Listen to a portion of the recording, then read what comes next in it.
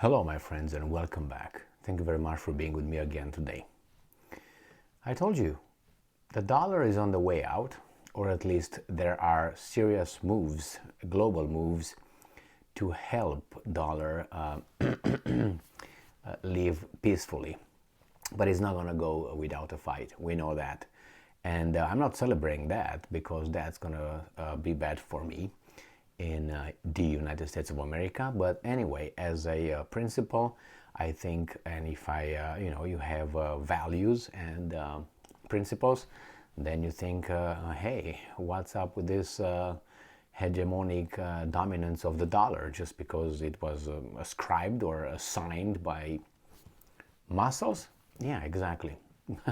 So the US dollar is challenged as the global reserve currency, and the petrodollar could be slashed.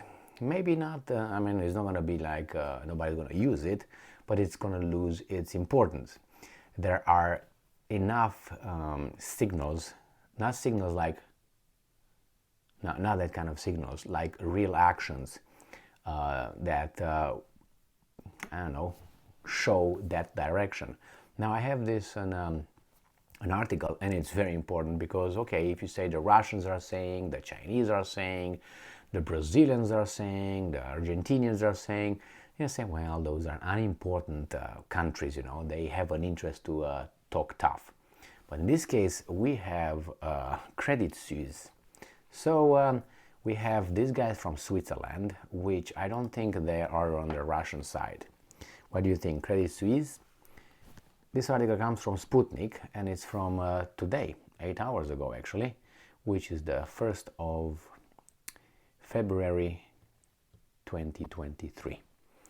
Credit Suisse, excuse me, US dollar hegemony may be replaced by, and I'm quoting, more multipolar monetary system, end quote.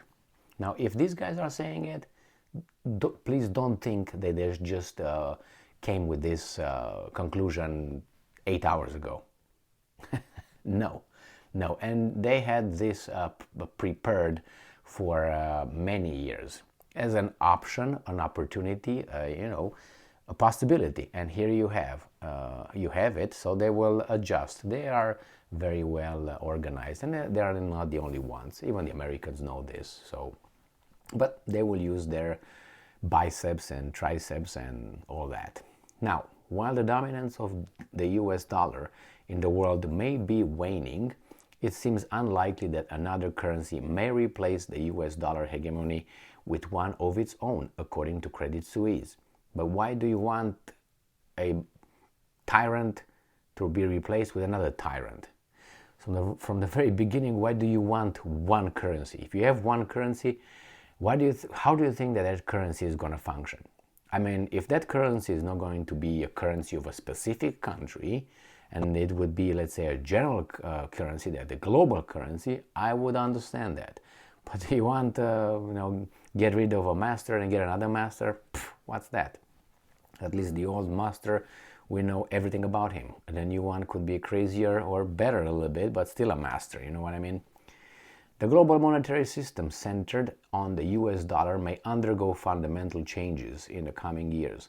A new report issued by financial firm Credit Suisse has suggested, and I'm quoting, changes in the global economy and the economic policy responses that occurred in recent years are some of the factors which the report's authors suggested raise a question about the future of the international monetary system and the world's premier reserve currency. Likewise, they cited the current geopolitical situation, which sent ripples across financial markets.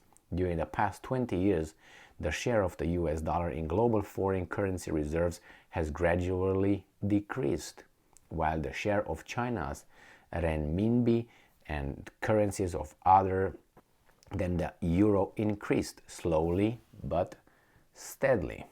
Here you go, the Russia not going to use US dollar in trade with Africa, ambassador said. I covered this one. In light of these developments, The report suggests that we may be looking soon at the emergence of a, and I'm quoting, more multipolar monetary system, end quote. The scenarios involving the creation of some sort of common global currency were deemed unlikely by the people who composed the report. Now, the signs I said that are there is not like winks or under the table kicks or anything. No. Russia and China, they started for a while trading in their own currencies, yuan and the ruble. I know, oh, what's that? 3 pennies and 5 rubles, what? Zero. A long trip starts, or long journey starts with the first step. So that could be like the 15th step already, because I'm not talking about only that. Russia and India, the same thing. Remember, India has 1.5 billion people. China, the same number. So these are, already almost 3 billion people on this planet.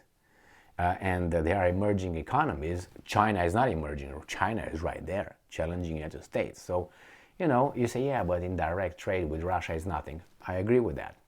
I agree. But where is China getting its natural gas from? Where is it getting resources? Russia, Saudi Arabia, and the little ones. Now, Saudi Arabia, because, oh, you just mentioned it. Thank you. Remember about 5 days ago? It was, I can remember what official from Saudi Arabia said, that they are thinking of diversifying their trade in various currencies, not only US dollar. Now, that's another little step that I am adding to my journey, right? Or trip. Now, the other thing, remember that Xi Jinping, the president of China, visited Saudi Arabia about 2 weeks ago, so maybe three, something like this. Remember that one? Anyway, when he left, they signed some, I think it was $16 billion trade agreements and all that, including yuan and all that in buying oil and so on. All right, you say, well, China, and be able to see Russia resources, China economy, big economy, and Saudi Arabia oil, again, resources. I say, well, it's just 3 countries. Well, take Iran. Iran has oil. There you have it. Russia and Iran, the same thing. It seems like they're going to do this, including they created a direct communication system and payment system that bypasses. It's another option outside of SWIFT. Remember when the Russian banks were kicked out of SWIFT and everybody was like, oh my God, they're dead. Nobody died. Everything was okay. It was a little bit of a boop, and that's it. And now with the Iranians. Okay, let's move on then. And you remember Brazil and Argentina. They also said they want to start a common currency for the same reason with the dollar. Just not to be this dependent on the dollar, US dollar. And they said they want to start the currency called Sur, which is south. Then you have Venezuela say, I'm going to join in. There were other countries in South America that said, we're coming too. These are just a few examples. I think they're important examples. Turkey, the same. Turkey and Russia. They want to do it on their currency. I think they started with natural gas, I think. The same thing. And I'm not right now... Oh, Africa, they just mentioned over there. Africa, Russia will do all its economic dealings with Africa in whatever currency they decide. Then you have the BRICS. BRICS, Brazil, India, China, Russia, and South Africa, the developing economies. Algeria wants to join. This year will join. I had another article ready to discuss.